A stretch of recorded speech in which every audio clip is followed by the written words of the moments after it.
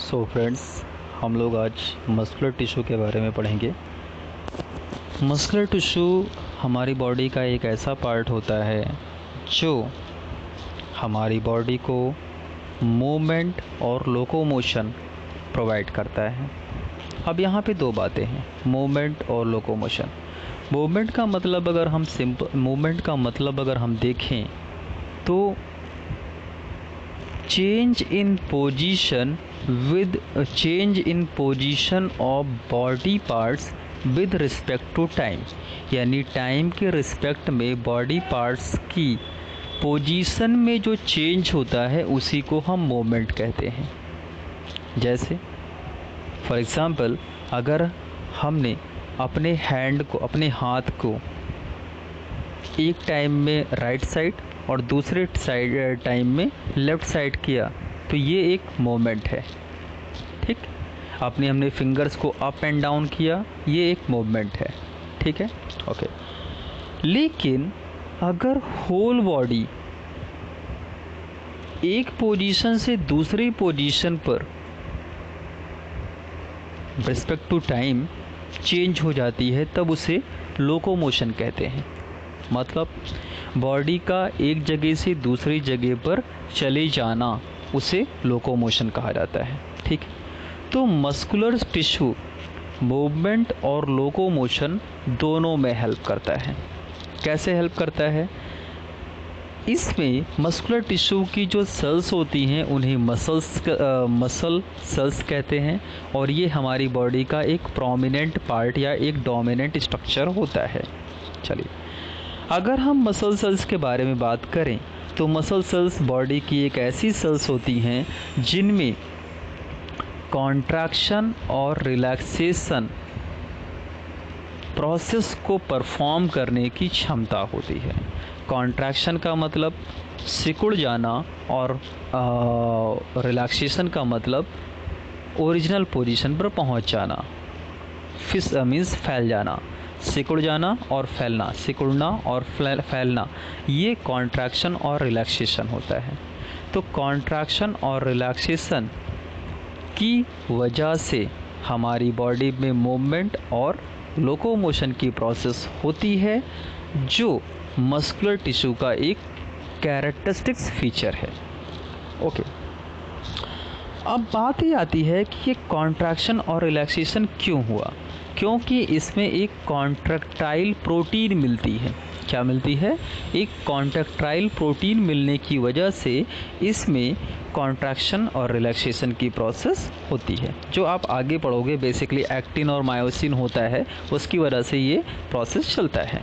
Okay, लेकिन अभी उतना बेस में नहीं, डीप में नहीं जाना है हम लोगों को अब ये बात करनी है कि हमारी बॉडी में कितनी तरीके की मसल्स होती हैं। हमारी बॉडी में जनरली 3 तरीके की मसल्स होती हैं। पहला, एक्शन के बेसिस पर किस तरीके का वो फंक्शन कर रही हैं, इसके बेसिस पर अगर हम बात करें तो 3 तरीके की मसल्स हैं, वॉलेंट्री मसल्स और इनवॉलेंट्री मसल्स।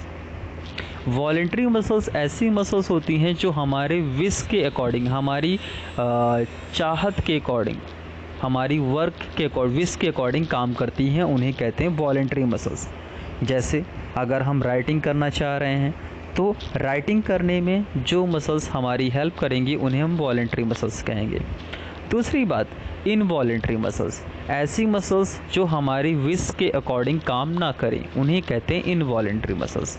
जैसे हमारी बॉडी में फूड पाइप मिलता है, तो फूड पाइप अपने टाइम के साथ अपने से ऑटोमेटिक सारा फंक्शन परफॉर्म करता रहता है, उसे जो करना होता है।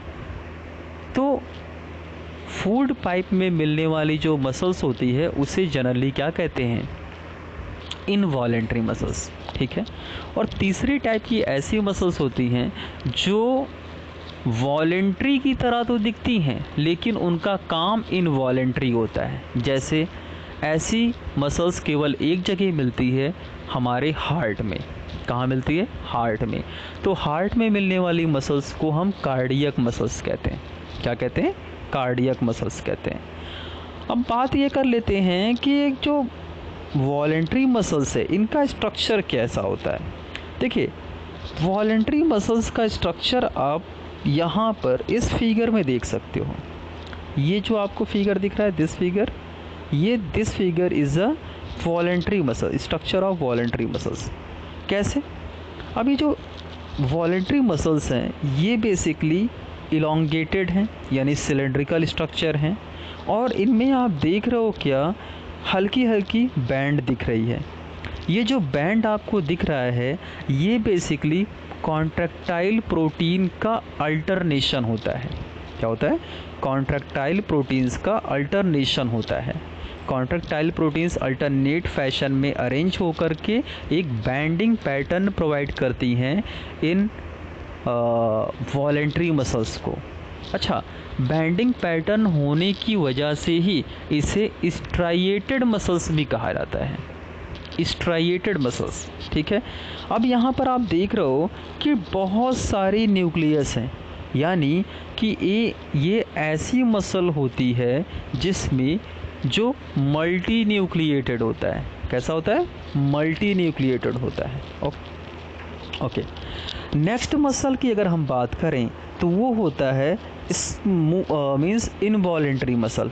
इनवॉलेंट्री मसल्स को आप जनरली इस तरीके से इस तरीके का देख सकते हो। ये जो फिगर आपको दिख रहा है इनवॉलेंट्री मसल्स का फिगर है। अब इनवॉलेंट्री मसल्स की ये जो स्ट्रक्चर है ये जनरली स्पिंडल शेप कहलाती है। स्पिंडल शेप स्ट्रक्चर होती है, मतलब एक ऐसा स्ट्रक्चर तो दोनों तरफ से बैक एंड फ्रंट एंड दोनों एंड कैसा पॉइंटेड होता है, उसे स्पिंडल शेप कहा जाता है। और इसमें आप ध्यान देने वाली बात है कि इसमें वॉलेंट्री मसल्स की तरह बैंडिंग पैटर्न एब्सेंट होता है, बैंडिंग पैटर्न इसमें नहीं मिलता, तो इस वजह से इसे स्मूथ मसल्स भी कहा जाता है। क्या कहते हैं? स्मूथ मसल्स कहते हैं।